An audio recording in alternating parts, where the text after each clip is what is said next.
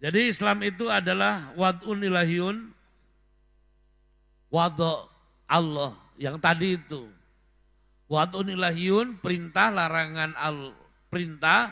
larangan yang bersumber dari Allah yang terkait dengan kasab manusia. Nah, itu wad'un ilahiyun. Allah lah yang menempatkannya, ketetapan ilahiyah, ketentuan Allah, hukum-hukum Allah. Kenapa sih harus ada batasan-batasan? Loh, saya sering menyatakan orang tidak mau diatur karena ingin bebas, bohong. Bohong. Karena sebenarnya ingin bebas itu harus ada batas. Dengan batas kita bebas, tanpa batas kita terbatas. Hal itu saya dapatkan ketika saya bawa mobil di tol di pinggirnya ada batas. Itu garis pembatas, namanya gili-gili. Ada garis tengah, ada garis kiri, ada garis kanan. Tol yang panjang itu saya bisa 130 per jam. Tiba-tiba ada pengaspalan baru, belum pakai gili-gili. Belum ada apa itu, cat yang putih itu belum ada.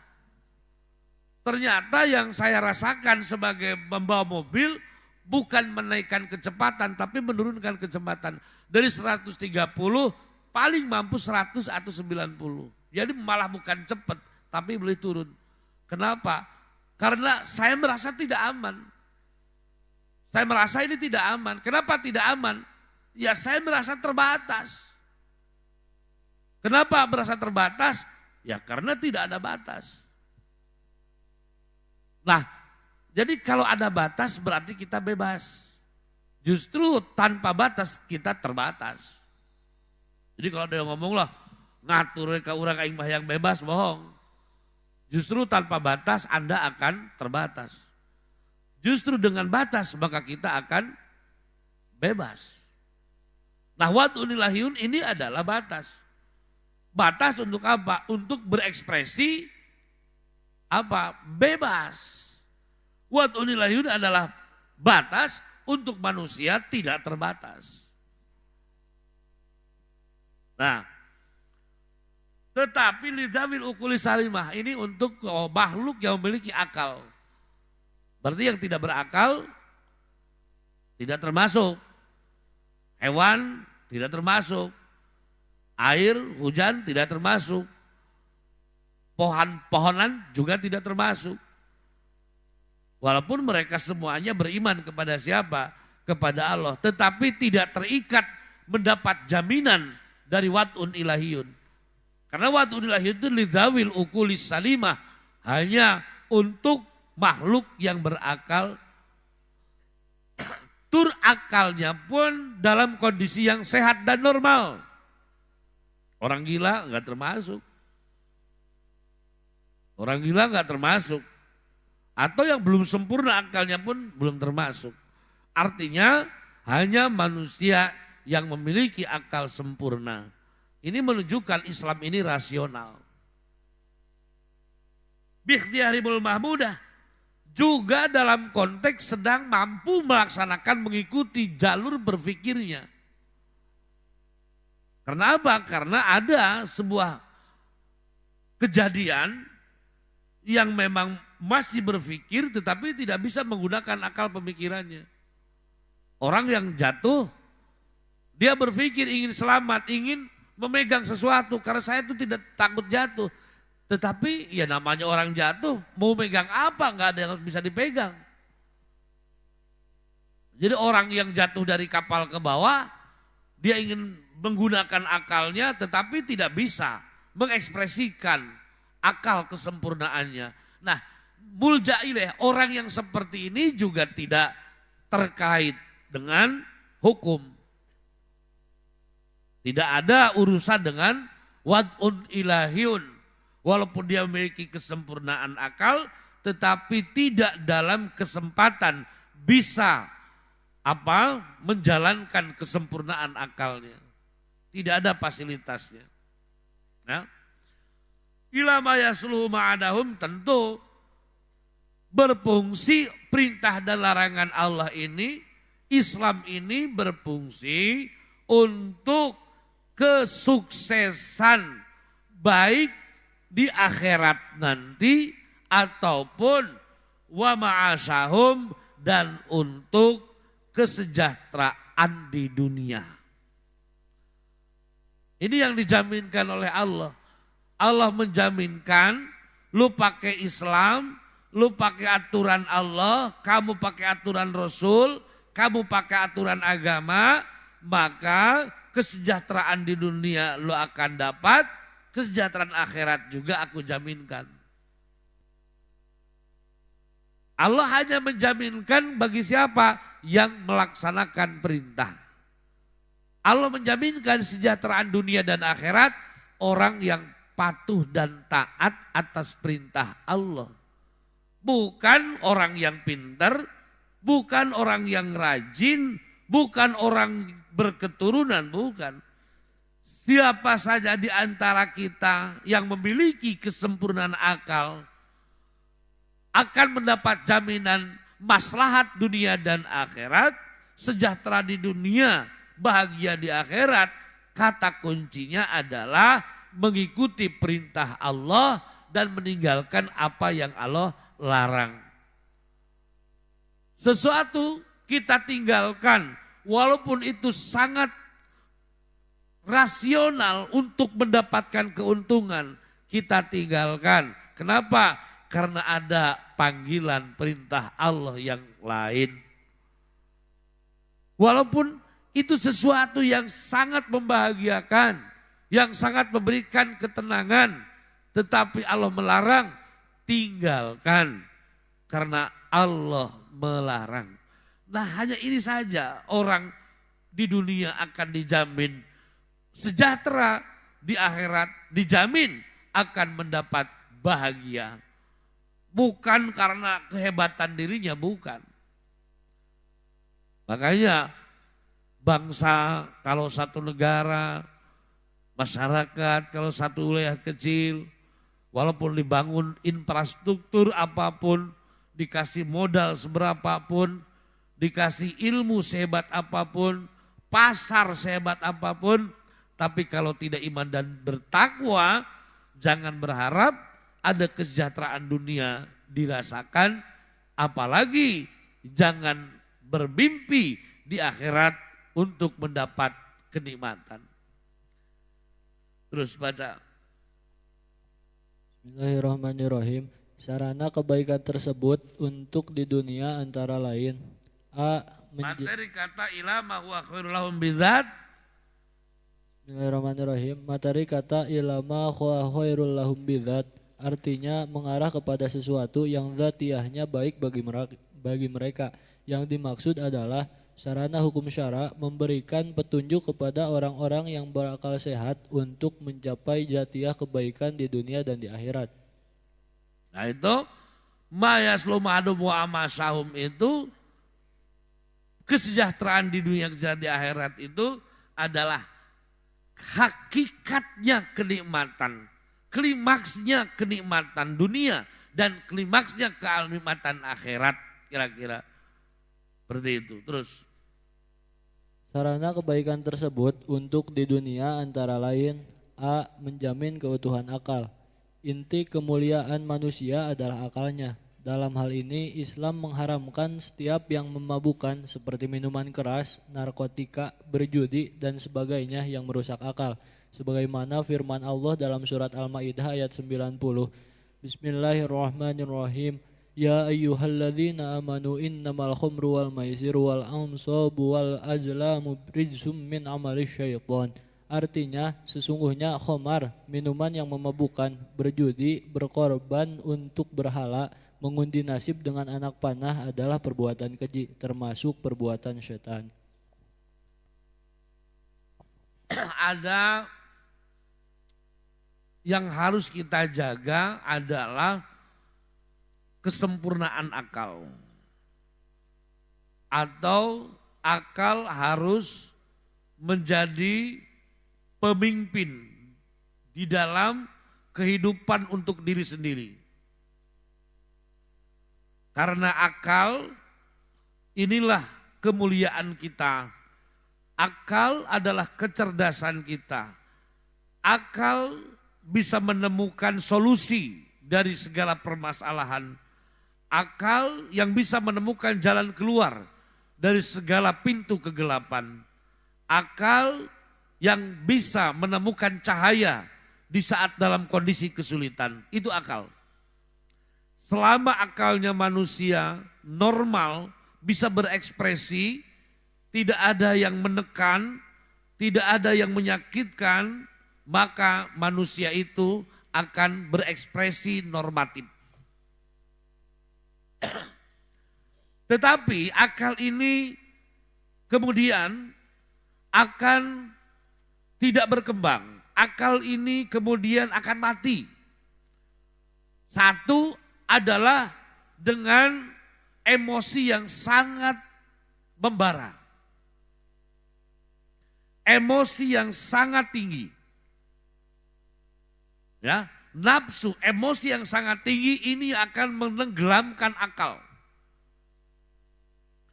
Yang kedua, akal pun adalah bagian daripada fisik. Maka makanan dan minuman pun bisa menghancurkan akal. Jadi akal ini bisa hancur karena kegagalan anatomi, dan akal ini akan tertahan dengan emosi. Dengan demikian Islam menjaga harga manusia. Islam menjaga harga manusia, setiap individu manusia. Ya ayyuhalladzina amanu innamal khamru wal maisiru wal ansab wal azlam. Ansab, azlam, ya. Satu adalah khamar, itu adalah minuman. Baik minuman, makanan, yang lalu kemudian minuman dan makanan itu akan merusak saraf otak. Haram. Atau sikap perilaku yang mengelola emosi tinggi. Apa? Judi. Itu begitu sensitifnya emosi dalam perjudian.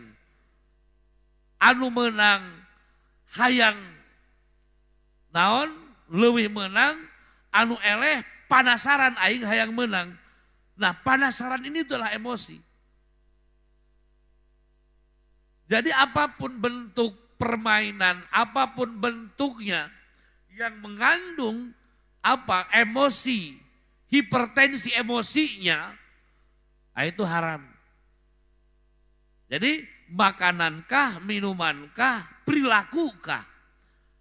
Perilaku akan mengambil, menekan dari emosi, makanan dan minuman akan mengambil, mengotori dari anatomi tubuh. Maka haram. Innamal khamru wal maisiru wal ansab wal azlam rijsun min amali syaitan. Itu semuanya adalah termasuk perbuatan setan. Adu lakum, perbuatan yang harus kita musuhi. Memang sepintas, ya, kayak apa? Kayak keseringan minum energi,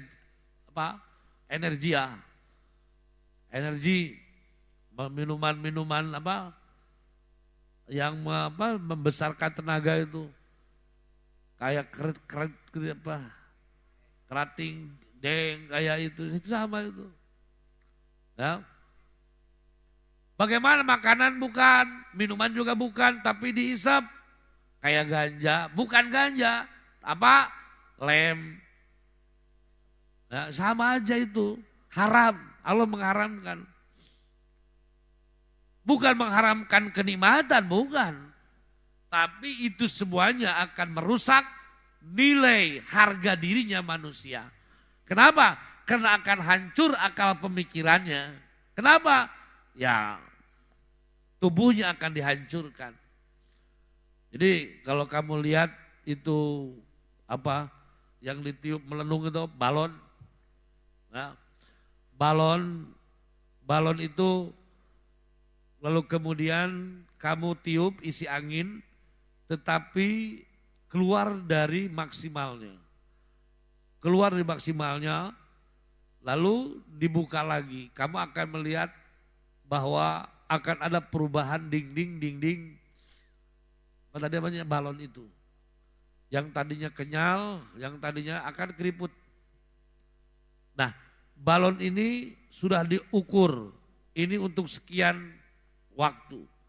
Lalu berarti itu isinya pun harus konstan.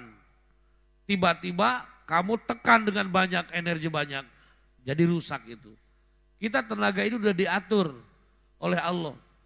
Ya, wah karena kerja keras, minum, apa tadi saya bilang, minum kayak gitu, M150, wah kita minum semangat. Gitu.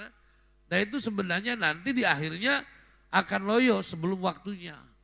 Karena energinya diambil dari sekarang. Ya, jadi bukan jangan lagi, Allah mengharamkan itu adalah perbuatan setan. Kenapa? Karena Islam menjaga harga dirinya manusia. Terus. B. Menjamin keselamatan tubuh manusia. Untuk jaminan tersebut, Allah melarang melakukan hal-hal yang merusak kesehatan tubuh manusia dan bahkan mewajibkan dengan hukum fardu kifayah untuk mengadakan ahli kesehatan di setiap perkampungan atau puskesmas. Dan Allah mengadakan hukum jinayat sebagaimana firman-Nya dalam surat Al-Maidah ayat 45. Bismillahirrahmanirrahim. Wa katabna alaihim fiha anna nafsa bin nafsi wal aina bil aini wal anfa bil anfi wal udhuna bil udhuni was sinna bis sinni wal juruha qisas. Artinya, dan kami telah tetapkan terhadap mereka di dalam At-Taurat bahwasanya jiwa dibalas dengan jiwa, mata dengan mata, hidung dengan hidung, telinga dengan telinga, gigi dengan gigi, dan luka pun ada kisosnya. Nah, begini. Budak dia nyekel peso, tapi belum waktunya dia pegang peso. Terus cek indungnya teh, pek cekel sia peso, pek cekel sia peso. Apa kata itu pisau itu untuk dipegang atau untuk dilepaskan? Hah? Pegang loh. Apa suruh megang atau suruh melepaskan? Itu kita sering ditemukan dengan bahasa-bahasa seperti itu. Ya. Nah, sayati zamanun kaumun umati yafiruna anil ulama.